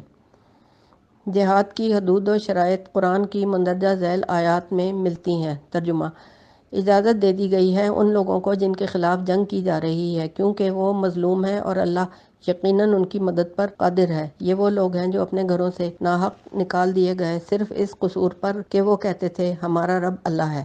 اگر اللہ لوگوں کو ایک دوسرے کے ذریعے دفع نہ کرتا رہے تو خانقاہیں اور گرجا اور معبد اور مسجدیں جن میں اللہ کا کثرت سے نام لیا جاتا ہے سب مسمار کر ڈالی جائیں۔ اللہ ضرور ان لوگوں کی مدد کرے گا جو اس کی مدد کریں گے، اللہ بڑا طاقتور اور زبردست ہے۔ اگلا ترجمہ ہے: اور تم اللہ کی راہ میں ان لوگوں سے لڑو جو تم سے لڑتے ہیں، مگر اللہ زیادتی کرنے والوں کو پسند نہیں کرتا۔ ان سے لڑو جہاں بھی تمہارا ان سے مقابلہ پیش آئے، اور انہیں نکالو جہاں سے انہوں نے تم کو نکالا ہے، اس لیے کہ قتل اگرچہ برا ہے مگر فتنہ اس سے بھی زیادہ برا ہے۔ اور مسجد حرام کے قریب جب تک وہ تم سے نہ لڑیں تم بھی نہ لڑو، مگر جب وہ وہاں لڑنے سے نہ چوکیں تو تم بھی بے تکلف انہیں مارو کہ ایسے کافروں کی یہی سزا ہے۔ پھر اگر وہ باز آ جائیں تو جان لو کہ اللہ معاف کرنے والا اور رحم فرمانے والا ہے۔ پہلا ترجمہ سورہ حج کا ہے، یہ کوٹ جو ہے یہ سورہ بقرہ کا ہے۔ اگلا ترجمہ: تم ان سے لڑتے رہو یہاں تک کہ فتنہ باقی نہ رہے اور دین اللہ کے لیے ہو جائے، پھر اگر وہ باز آ جائیں تو سمجھ لو کہ ظالموں کے سوا اور کسی پر دست درازی روا نہیں۔ سورہ بقرہ۔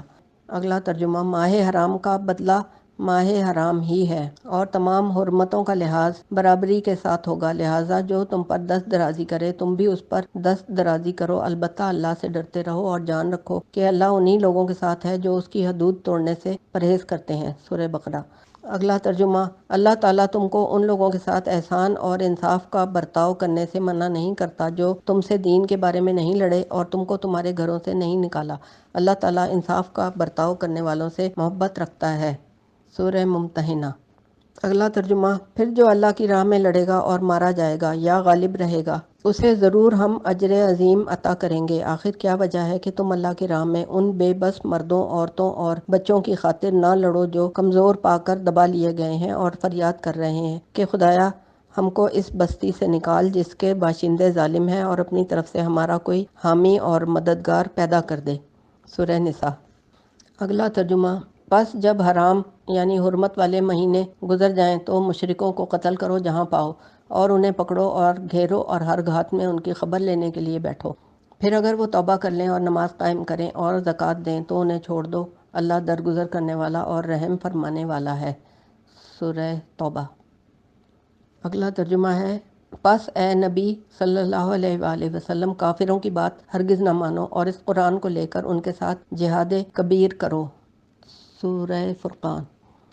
لیکن جہاد کے بارے میں احمدی نظریہ یہ ہے کہ جہاد بالسیف کی اجازت صرف اپنے دفاع کی خاطر دی گئی ہے، اور اس مسئلے پر اپنا نظریہ پیش کرتے ہوئے مرزا نے محض اس عقیدے کی تشریح و توضیح کی ہے جس کی بنیاد براہ راست متعدد قرآنی آیات پر رکھی ہے، کیونکہ انہوں نے کسی قرآنی حکم یا ہدایت کی تنسیخ کا دعویٰ نہیں کیا، لیکن فریق مخالف کی دلیل یہ ہے کہ مرزا صاحب نے اس مسئلے پر اظہار رائے کے لیے جو الفاظ استعمال کیے ہیں ان سے صاف طور پر یہ ظاہر ہوتا ہے کہ وہ قرآنی حکم کی محض تشریح و توضیح ہی نہیں کر رہے بلکہ ایک موجود قرآنی قانون کی تصریحاً تنسیخ کر رہے ہیں۔ اس سلسلے میں حسب ذیل عبارتوں پر انحصار کیا گیا ہے۔ اب یہ کوٹ ہے۔ میں ایک حکم لے کر آپ لوگوں کے پاس آیا ہوں اور وہ یہ ہے کہ اب سے تلوار کے جہاد کا خاتمہ ہے۔ اب جہاد دین کے لیے حرام ہے۔ دین کی تمام جنگوں کا اب اختتام ہے۔ مسیح کے آنے کا یہ نشان ہے کہ وہ دین کی لڑائیاں ختم کر دے گا۔ میں نے جہاد کی مخالفت کے بارے میں نہایت مؤثر تقریریں کیں۔ میں نے جہاد کے خلاف صدہا کتابیں تحریر کیں اور عرب، مصر اور بلاد شام اور افغانستان میں گورنمنٹ کی تائید میں شائع کی ہیں۔ مسیح موعود کے وقت قطعاً جہاد کے حکم منسوخ کر دیے گئے۔ اب زمین کے فساد بند کیے گئے۔ اب جو دین کے لیے تلوار اٹھاتا ہے اور غازی نام رکھ کر کافروں کو قتل کرتا ہے وہ خداوند تعالیٰ اور اس کے رسول کا نافرمان ہے۔ میرے فرقے میں جس کا خدا نے مجھے امام اور رہبر مقرر فرمایا ہے تلوار کا جہاد بالکل نہیں۔ یہ فرقہ اس بات کو قطعاً حرام جانتا ہے کہ دین کے لیے لڑائیاں کی جائیں۔ اسلام میں جہاد کا جو مسئلہ ہے میری نگاہ میں اس سے بدتر اسلام کو بدنام کرنے والا اور کوئی مسئلہ نہیں۔ مجھے مسیح اور مہدی مان لینا ہی مسئلہ جہاد کا انکار کرنا ہے۔ مرزا صاحب اور ان کے جانشینوں کی تحریروں میں پائے جانے والے ان فقروں اور 40 جلد چہارم کے صفحہ 7 کی عبارت میری وحی میں امر بھی ہے اور نہیں بھی کی بنیاد پر یہ بات بڑے پرزور انداز میں پیش کی گئی ہے کہ ان عبارتوں میں مندرجہ اعلانات ایک قرآنی قانون کی ترمیم اور تنسیخ ہی کرتے ہیں۔ اپیل کنندہ کی جانب سے اس بات کا جواب دیا گیا ہے کہ ان تحریروں میں جو الفاظ اور مطالب اختیار کیے گئے ہیں ان سے تنسیخ کا کوئی پہلو نہیں نکلتا بلکہ وہ تو ایک ایسے قرآنی حکم کی صحیح تشریح کرتے ہیں جس کو 1300 سال سے غلط سمجھا جاتا رہا ہے، اور بہرحال دوسرے لوگ مرزا صاحب کے اقوال کی تعبیرات خواہ کچھ بھی کریں، احمدیوں نے تو ان کا مطلب ہمیشہ یہی لیا ہے کہ قرآن میں کوئی نیا حکم نہیں نکلتا اور مرزا صاحب کے سارے کام کی اصل غرض و غایت قرآن کے حقیقی احکامات پر سے کھوٹ اور میل کو دور کرنا تھی۔ اس بارے میں احمدی فریق نے یدع الحرب والی روایت کے حوالے سے یہ دلیل فراہم کی ہے کہ مرزا صاحب نے جیسا کہ ان کی کچھ تحریروں سے ثابت ہے جو کچھ کیا وہ محض یہ تھا کہ انہوں نے مذکورہ روایت کے مصداق جنگ کو معطل کر دیا اور کسی قانون کی تنسیخ ہرگز نہیں کی۔ یہاں یہ نقطہ بڑی اہمیت کا حامل ہے کیونکہ اگر یہ مان لیا جائے کہ مرزا صاحب کے ان خیالات کا مقصد قرآنی قانون کی تنسیخ سے ایک نئے حکم کا اجرا یا اس میں جزوی ترمیم تھا جو ان کے پیرووں کے نزدیک انہوں نے یہی کچھ کیا، تو پھر ان کی حیثیت تشریعی نبی کی ہوتی ہے۔ مگر یہ بات آیت خاتم النبیین کی احمدیوں کی خود کردہ تفسیر کے خلاف پڑتی ہے، اور یہ نتیجہ خاص طور پر اس صورت میں تو لازماً نکلے گا جبکہ اس نئے حکم کی بنیاد وحی اور الہام پر رکھی گئی ہو۔ غیر احمدی طریق نے اس دلیل کو یوں آگے بڑھایا ہے کہ ان تحریروں پر مبنی نظریات کی نوعیت اگر محض تشریعی یا تصدیقی بھی ہو تب بھی اصولی طور پر مرزا صاحب کی حیثیت تشریعی نبی کی ہی رہتی ہے، کیونکہ اگر شارع کسی قانون کی تعبیر کے بجائے اپنے لیے اس کے استقرار ڈکلیریٹری لیجسلیشن کے حق کا بھی مدعی ہو تو اس کی ہوئی تشریحات و توضیحات بجائے خود قانون سازی کے ضمن میں آ جاتی ہیں۔ احمدی حضرات مندرجہ بالا آیات میں سے متعلقہ آیات کے حوالے سے اور آیت السیف یعنی 9ویں سورت کی 5ویں مدینہ میں نازل شدہ آیت کے متعلق اس مروجہ نظریے کی صحت کو مشتبہ قرار دے کر کہ اس آیت کے نزول سے مکہ میں نازل شدہ 2 آیات منسوخ ہو گئی تھیں جن کا تعلق اپنے دفاع یا اس زمانے میں عرب میں کفار کے زیر اثر علاقوں میں آباد مسلمانوں کو ظلم و استبداد سے نجات دلانے کی خاطر کفار کے ساتھ جنگ کرنے سے تھا، مرزا صاحب کی ان تحریروں کے اصل مفہوم کو ظاہر کرنے کی کوشش کرتے ہیں۔ یہاں اس امر کی نشاندہی بھی کر دی گئی ہے کہ یہ احمدیوں کا ایک بنیادی عقیدہ ہے کہ قرآن کی کوئی آیت ما بعد کی کسی آیت کو منسوخ نہیں کرتی اور آیت السیف سے مکی آیات کا کوئی تضاد یا تناقض ظاہر نہیں ہوتا، نیز ناسخ و منسوخ کے پورے نظریے کی تردید کی گئی ہے۔ اس فریق نے نظریہ ناسخ و منسوخ پر دلالت کرنے والی درج ذیل آیات کی تشریح و تعویل کسی اور ہی انداز سے کی ہے۔ ترجمہ: ہم اپنی جس آیت کو منسوخ کر دیتے ہیں یا بھلا دیتے ہیں اس کی جگہ اس سے بہتر لاتے ہیں، یا کم از کم ویسی ہی۔ کیا تم جانتے نہیں ہو کہ اللہ ہر چیز پر قدرت رکھتا ہے؟ سورہ بقرہ۔ جب ہم ایک آیت کی جگہ دوسری آیت نازل کرتے ہیں اور اللہ بہتر جانتا ہے کہ وہ کیا نازل کرے تو یہ لوگ کہتے ہیں کہ تم یہ قرآن خود گھڑتے ہو۔ سورہ نحل۔ چنانچہ مسلمان قادیانیوں کو مندرجہ ذیل وجوہات کی بنا پر کافر اور دائرہ اسلام سے خارج سمجھتے ہیں۔ نمبر 1، حضور کے ختم نبوت سے انکار، الفاظ قرآنی کی غلط تعویلات اور اس دین کو لعنتی اور شیطانی قرار دینا جس کے پیروکار حضور اکرم کے ختم نبوت پر ایمان رکھتے ہیں۔ نمبر 2، مرزا غلام احمد صاحب کا تشریعی نبوت کا قطعی دعویٰ۔ نمبر 3، یہ دعویٰ کہ حضرت جبرائیل مرزا غلام احمد صاحب پر وحی لاتے ہیں اور وہ وحی قرآن کے برابر ہے۔ نمبر 4، حضرت عیسیٰ علیہ السلام اور حضرت حسین کی مختلف طریقوں سے توہین۔ نمبر 5، نبی اکرم اور آپ کے دین کا اہانت آمیز طور پر تذکرہ۔ نمبر 6، قادیانیوں کے سوا تمام دوسرے مسلمانوں کو کافر قرار دینا۔ 1953 کے فسادات کے دوران اور 54 کی تحقیقات سے پہلے قادیانیوں نے اپنے کئی ایک عقائد سے پلٹنا شروع کر دیا ہے۔ تحقیقاتی عدالت کے روبرو انہوں نے جو موقف اختیار کیا اس سے صاف طور پر ظاہر ہوتا ہے کہ وہ اپنے مذہب کے بانی اور اس کے جانشینوں کے وضع کردہ متعدد اصولوں اور عقائد کے معنی کو تبدیل کرنے کے لیے کوشاں رہے، مگر ہمارے پاس احمدیہ فرقے کے بانی اور ان کے جانشینوں کی تصنیف کردہ وہ کتب موجود ہیں جن سے میاں عطا اللہ نے استدلال کیا ہے۔ گویا اس طرح ہمارے سامنے کثرت سے وہ ذرائع موجود ہیں جن کی مدد سے ہم اس فرقے کے فلسفے کی حقیقت جان سکیں۔ اوپر کی ساری بحث سے میں نے مندرجہ ذیل نتائج اخذ کیے ہیں۔ نمبر 1، مسلمانوں کا اس امر پر بھی اجماع ہے کہ جو شخص حضور کے ختم نبوت پر ایمان نہیں رکھتا وہ مسلمان نہیں۔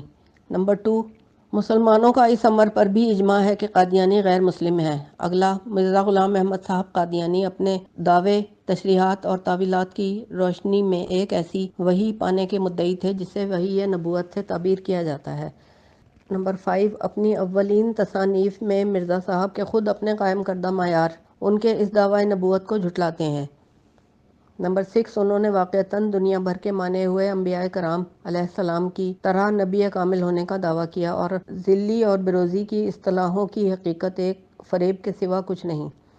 نمبر 7، نبی اکرم کے بعد وحی نبوت نہیں آ سکتی اور جو کوئی ایسی وحی کا دعویٰ کرے وہ دائرہ اسلام سے خارج ہے۔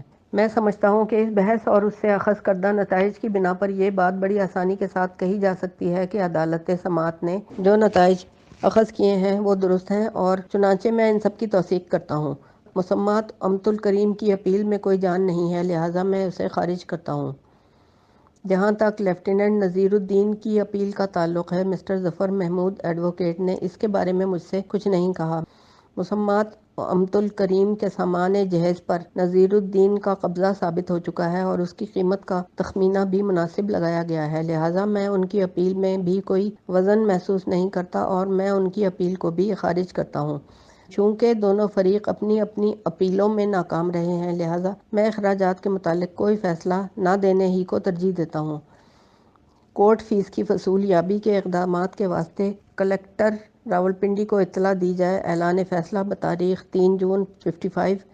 دستخط ہیں محمد اکبر، ایڈیشنل ڈسٹرکٹ جج راولپنڈی۔ اگلی ہیڈنگ ہے قادیانی مسئلہ اور اس کا صحیح حل۔ گزشتہ ماہ مئی 1974 کے حادثہ ربوہ پر مسلمانوں میں جو رد عمل واقع ہوا اور غلام احمدی امت کو امت محمدیہ سے الگ کرنے کے لیے پاکستان کے تمام مسلمانوں نے کامل اتحاد و اتفاق کے ساتھ جو جدوجہد شروع کی، وہ اگرچہ بالکل ایک فطری امر ہے، مگر میں اس کو بروقت نہیں بلکہ بہت بعد از وقت سمجھتا ہوں، کیونکہ یہ رد عمل اس وقت رونما ہوا ہے جب مسلم معاشرے کے اندر اس فتنے کو پرورش پاتے اور پروان چڑھتے 80-90 سال بیت چکے ہیں، اور اب اس کے استئصال کے لیے یہ آخری موقع ہمیں ملا ہے، جس کو اگر ہم نے کھو دیا تو کچھ بعید نہیں کہ یہ فتنہ ہمیں لے ڈوبے گا۔ اگلی ہیڈنگ ہے لا قدر اللہ۔ حقیقت اسلامی نقطہ نظر سے یہ کوئی معمولی بات نہیں بلکہ بہت بڑی بات ہے کہ مسلمانوں کے درمیان کوئی شخص حضور خاتم النبیین حضرت محمد صلی اللہ علیہ وآلہ وسلم کے بعد کھلم کھلا نبوت کا دعویٰ لے کر اٹھے اور اس کی دعوت باطل کو اسی مسلم معاشرے میں پھیلنے کا موقع حاصل ہوتا چلا جائے۔ یہ اتنا بڑا گناہ عظیم ہے کہ اسے ایک لمحے کے لیے بھی برداشت نہ کیا جانا چاہیے تھا، کجا کہ اس کے معاملے میں اس قدر تساہل برتا جاتا کہ وہ صدی کی 8-9 دہائیوں تک نہ صرف ہمارے ملک میں بلکہ دوسرے مسلم اور غیر مسلم ملکوں میں بھی پھیلتا چلا جاتا۔ اس معاملے میں ہم اس دور کے لیے تو اللہ جل شانہ کے سامنے کچھ عذر پیش بھی کر سکتے ہیں، جبکہ ہم پر انگریزی حکومت مسلط تھی اور ہم اس کے آگے بے بس تھے اور وہ اس فتنے کی آبیاری کر رہی تھی۔ لیکن انگریزوں سے آزاد ہونے کے بعد جب پاکستان کا اقتدار خود مسلمانوں کے ہاتھ میں آ گیا، اس وقت 27 سال تک اس فتنے کی آبیاری خود انگریزوں سے بھی بڑھ کر ہمارے مسلمان حکمرانوں کے ہاتھوں ہونا اور اس کو اتنی طاقت پکڑ جانے کا موقع دینا کہ وہ پاکستان کی حکومت پر قابض ہو جانے کا حوصلہ کرنے لگے، ایسا اکبر الکبائر ہے جس پر کوئی عذر ہم اپنے رب کے حضور پیش نہیں کر سکتے۔ اب اگر ہم اسی پچھلے طرز عمل کو جاری رکھتے ہیں تو خدا کے عذاب سے ہمیں کوئی طاقت نہیں بچا سکتی۔ اس لیے میں عام مسلمانوں سے بھی کہتا ہوں کہ جو تحریک انہوں نے اس فتنہ غلام احمدیت سے نجات حاصل کرنے کے لیے شروع کی ہے، اسے ایک قطعی فیصلے تک پہنچائے بغیر ہرگز نہ چھوڑیں، اور ملک کی حکومت اور قومی اسمبلی سے بھی کہتا ہوں کہ وہ خدا کے حضور اپنی جواب دہی کو یاد کریں، سیاسی اغراض و مصالح کو بھول جائیں اور پوری ایمانداری کے ساتھ وہ فیصلہ کریں جو عین ان کے دین و ایمان کے مطابق ہے۔ یہ معاملہ جو اس وقت اسمبلی میں زیر بحث ہے اپنے اندر کوئی پیچیدگی نہیں رکھتا بلکہ کھلے آسمان کی طرح صاف اور عیاں ہے۔ جس شخص کو دین کی معمولی واقفیت بھی حاصل ہو وہ جانتا ہے کہ اسلام میں نبوت ایک فیصلہ کن چیز ہے۔ اگر نبی سچا ہو اور کوئی اس کو نہ مانے تو کافر، اور اگر وہ جھوٹا ہو اور کوئی اسے مان لے تو کافر۔ بہرحال ایک دعویٰ نبوت کے بعد یہ کسی طرح ممکن ہی نہیں ہے کہ اس کے ماننے والے اور اس کا انکار کرنے والے ایک امت میں جمع ہو سکیں۔ نبوت ایک سنگین دیوار ہے جو دونوں گروہوں کے درمیان ہمیشہ کے لیے حائل ہو جاتی ہے اور انہیں نہیں ملنے دیتی جب تک کہ وہ منہدم نہ ہو جائے۔ ہر نبوت اپنے ماننے والوں کی ایک الگ امت بناتی ہے اور نہ ماننے والوں کو قطعی طور پر ان سے جدا کر دیتی ہے۔ یہ تو ہے بجائے خود نبوت کی اصولی حیثیت، لیکن اسلام میں اس امر کا قطعاً کوئی امکان نہیں ہے کہ حضرت محمد صلی اللہ علیہ وآلہ وسلم کے بعد نبوت کا دعویٰ لے کر اٹھنے والا کوئی شخص سچا نبی ہو سکے، اس لیے کہ قرآن حکیم اور احادیث صحیحہ اور اجماع امت کی روح سے حضور اکرم اللہ کے آخری نبی ہیں۔ صحابہ کرام رضوان اللہ اجمعین نے حضور اکرم کے بعد نبوت کا دعویٰ کرنے والے کسی شخص سے بھی یہ نہیں پوچھا کہ اس کے نبی ہونے کی دلیل کیا ہے، بلکہ بالاتفاق اس کو جھوٹا مدعی قرار دے کر اس سے اور اس کے ماننے والوں سے جنگ کی اور ان کو وہ حقوق بھی نہیں دیے جو اسلامی قانون میں مسلح بغاوت کرنے والے مسلمانوں یا ذمیوں کو دیے جاتے ہیں۔ پھر صحابہ کرام کے دور سے آج تک 1400 برس کی مدت میں ہر زمانے کے مسلمان اس بات پر متفق رہے ہیں اور اس میں کبھی کوئی اختلاف نہیں ہوا ہے کہ بعثت محمدیہ صلی اللہ علیہ وآلہ وسلم کے بعد نبوت کا دعویٰ کرنے والا ہر شخص جھوٹا ہے، کافر ہے اور اس پر ایمان لانے والا بھی کافر ہے، حتیٰ کہ ایسے مدعی سے اس کی نبوت کی دلیل پوچھنا بھی کفر ہے، کیونکہ دلیل پوچھنے کے معنی یہ ہے کہ آدمی حضور اکرم کے بعد نبوت کا دروازہ کھلا سمجھ رہا ہے اور اسے کھلا سمجھنا بجائے خود قرآن و حدیث اور اجماع کی روح سے کفر ہے۔ اب دیکھیے، ایک طرف تو دعوی نبوت بعد از خاتم النبیین کے متعلق اسلام کا یہ صریح اور متفق علیہ حکم ہے، اور دوسری طرف یہ ناقابل انکار واقعہ ہے کہ مرزا غلام احمد نے نبوت کا دعویٰ کیا، اپنی نبوت تسلیم کرنے کی لوگوں کو دعوت دی، نہ ماننے والوں کو کافر قرار دیا، اور ماننے والوں کی ایک الگ امت بنائی جس کا کوئی فرد اپنے باپ کا جنازہ بھی نہیں پڑھ سکتا اگر وہ اس نئی نبوت پر ایمان نہ لایا ہو۔ سوال یہ ہے کہ یہ مدعی آخر سچا کیسے ہو سکتا ہے، اور جب یہ سچا نہیں ہے تو اس کے کافر ہونے اور اس کی تصدیق کرنے والے سب لوگوں کے کافر ہونے میں شک کی کیا گنجائش ہو سکتی ہے، اور اس نئے نبی کی یہ امت مسلمانوں ہی کے اندر کا ایک فرقہ کیسے قرار پا سکتی ہے جبکہ وہ اسلام کی سرحد توڑ کر خود اس سے باہر نکل چکی ہے۔ لیکن یہ اس نئی امت اور اس کے بانی مدعی نبوت کی انتہائی چالاکی ہے کہ اس نے اسلام کی سرحد سے نکل کر بھی اپنے دین کو اصل اسلام قرار دیا، اسلام ہی کے نام سے اس کی تبلیغ کی، اور لاکھوں مسلمانوں کو اس گمراہی میں مبتلا کیا کہ کلمہ لا الہ الا اللہ محمد الرسول اللہ کے قائل ہوتے ہوئے بھی وہ کافر رہتے ہیں جب تک کہ مرزا غلام احمد کی نبوت کا کلمہ اس کے ساتھ نہ ملائیں۔ اگر یہ لوگ سیدھی طرح اسلام سے نکل کر کسی دوسرے نام سے اپنی الگ امت بنا لیتے اور اپنے آپ کو مسلمان نہ کہتے تو اتنا بڑا فتنہ نہ بنتا جتنا بڑا فتنہ وہ امت در امت کی صورت اختیار کر کے بن گئے ہیں۔ وہ اپنے مذہب کا کوئی دوسرا نام رکھ کر اس کی تبلیغ کرتے تو کسی ایک مسلمان کو بھی اس بات پر آمادہ نہ کر سکتے تھے کہ محمد صلی اللہ علیہ وآلہ وسلم کی پیروی چھوڑ کر مرزا غلام احمد کی پیروی قبول کر لے۔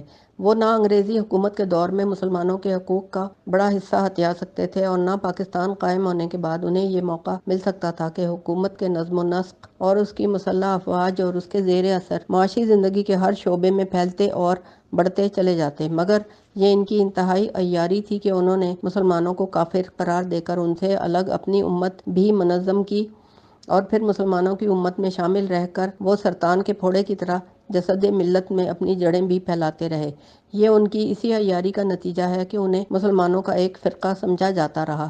مسلمانوں کو توڑ توڑ کر وہ اپنی امت میں ملاتے اور اپنی تعداد بڑھاتے رہے، اور ایک منظم طریقے سے پہم کوشش کر کے وہ مسلم معاشرے اور حکومت پر اس طرح چھاتے چلے گئے کہ اب وہ پاکستان کے حکمران بن جانے کے خواب دیکھ رہے ہیں۔ ربوہ کا حادثہ اسی پس منظر میں پیش آیا ہے، اور یہ گویا مسلمانوں کے لیے اللہ تعالیٰ کی طرف سے ایک آخری تنبیہ ہے کہ اگر ان میں کچھ بھی دینی حس باقی ہے تو امت محمدیہ کے اندر امت غلام احمدیہ کے پھلنے پھولنے کا ہر راستہ بند کر دیں۔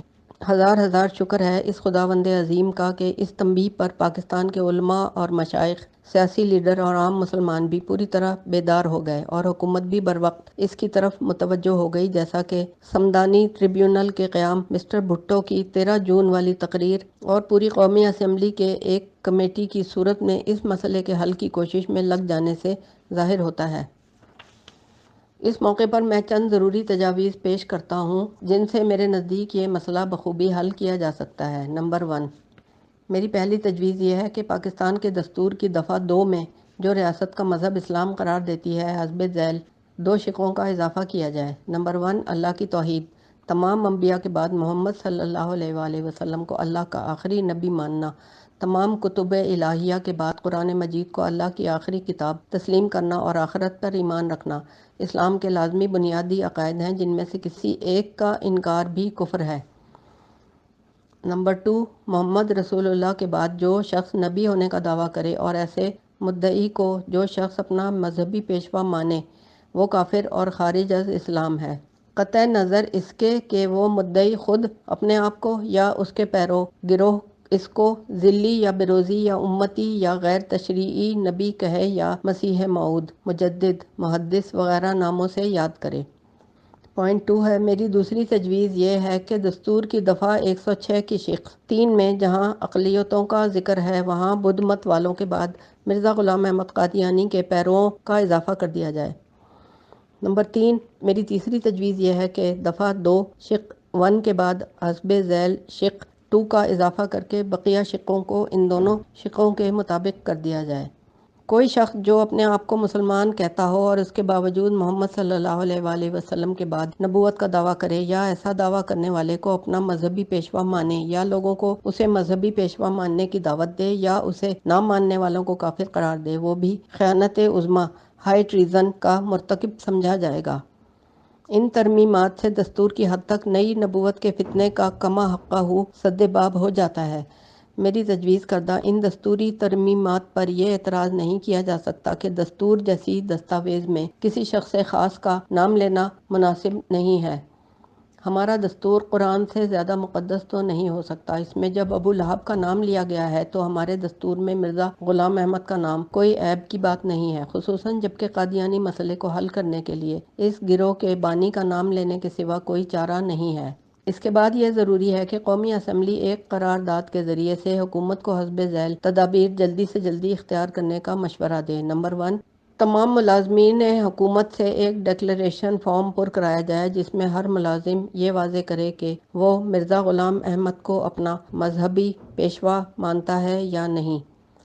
نمبر 2، جو شخص غلط ڈکلریشن دے اس کی غلط بیانی جس وقت بھی ظاہر ہو اسی وقت اس کو ملازمت سے الگ کر دیا جائے اور اس کے تمام حقوق جو سرکاری ملازمت کی بنا پر اسے حاصل ہوں ساقط کر دیے جائیں اور اس کو آئندہ ہر ملازمت کے لیے نااہل قرار دے دیا جائے۔ نمبر 3، رائے دہندوں کی فہرست اور مردم شماری میں پیروان مرزا غلام احمد کا خانہ علیحدہ رکھا جائے۔